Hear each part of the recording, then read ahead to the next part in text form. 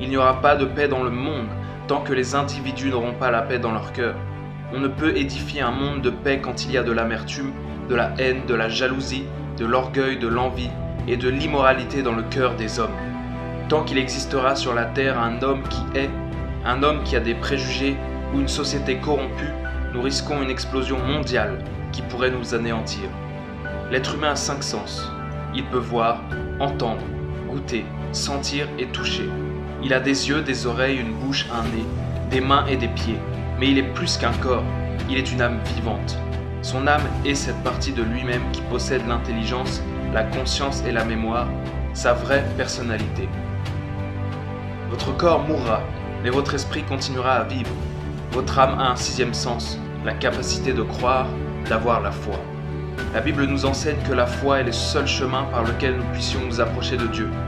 Il faut que celui qui s'approche de Dieu croie que Dieu existe et qu'il est le rémunérateur de ceux qui le cherchent.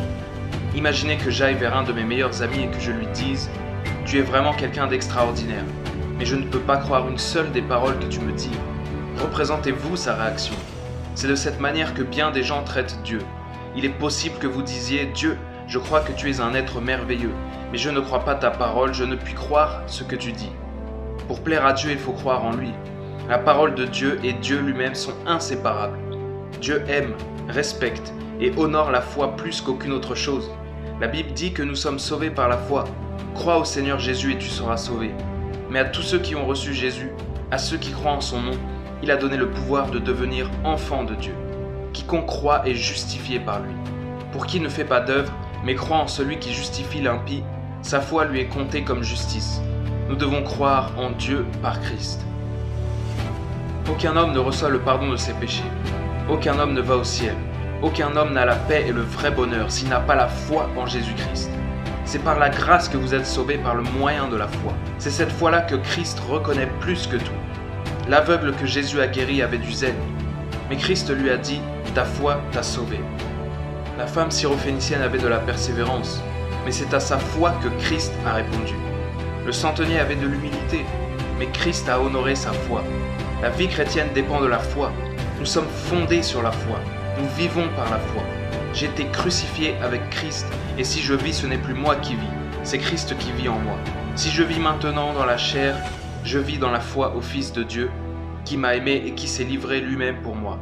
Avez-vous cette sorte de foi ? La Bible nous donne une définition claire de la foi.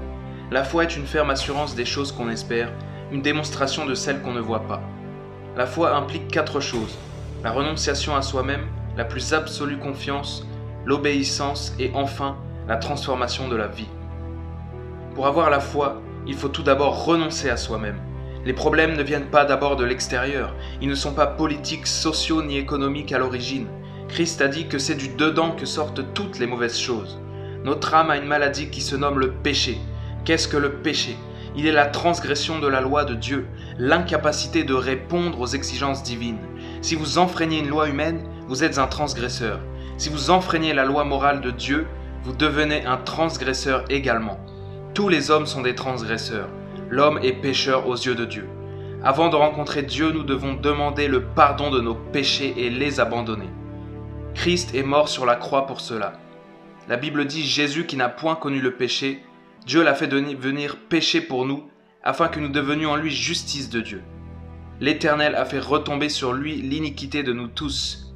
Il a porté lui-même nos péchés en son corps, sur le bois, afin que, morts au péché, nous vivions pour la justice. Christ aussi a souffert une fois pour les péchés, lui juste pour des injustes. Christ n'est pas mort par hasard, il est mort à votre place. Dieu a pris tous vos péchés et les a mis sur lui. Dieu ne vous pardonne pas, ne vous transforme pas, ne vous donne ni la paix ni la joie que vous recherchez, tant que vous n'avez pas fait votre choix entre vos péchés et Christ. Au moment où vous acceptez de vous détourner de vos péchés, Dieu dit qu'il vous pardonne. Dieu peut briser la chaîne de chaque péché qui vous lie si vous acceptez d'abandonner celui-ci. Au moment où vous le recevez, Christ vient dans votre cœur et vous donne la force de surmonter le mal. Puis, la foi suppose une confiance absolue en Christ. Martin Luther l'a dit en ces termes. Il demeure aussi ferme que s'il voyait celui qui est invisible.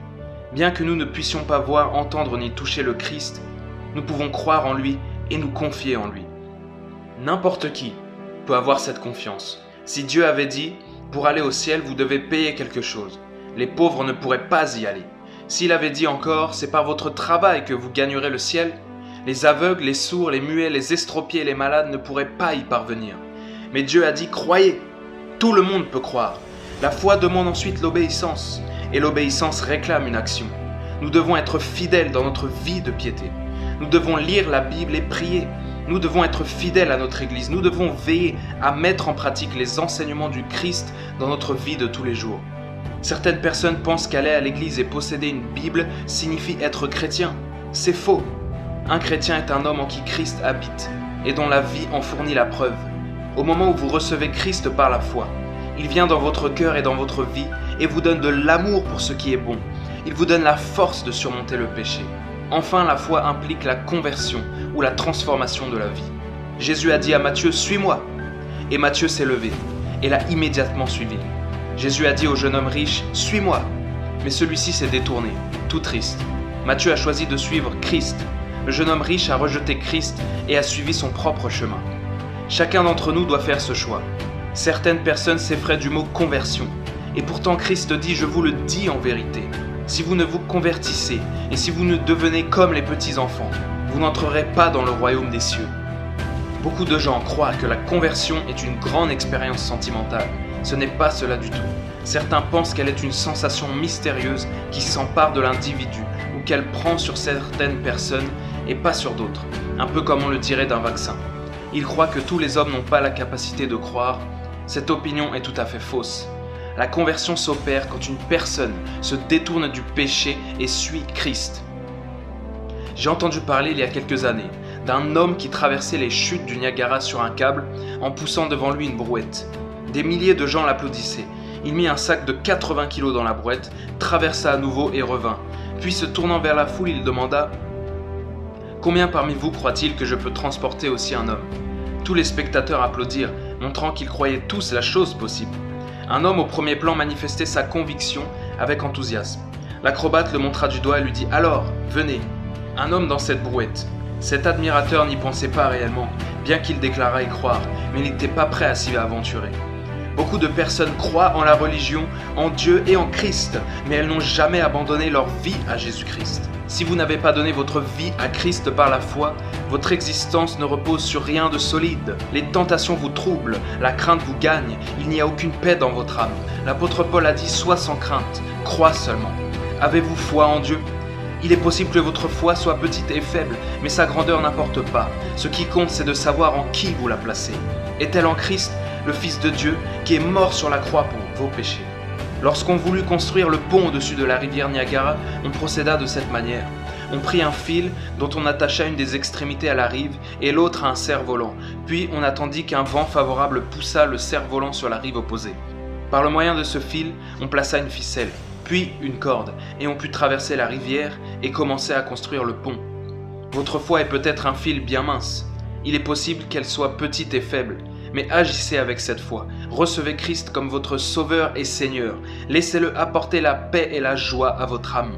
Laissez-le changer votre vie de défaite et de confusion en une vie de paix, ayant un but. Il peut et il veut le faire si vous placez votre foi en lui.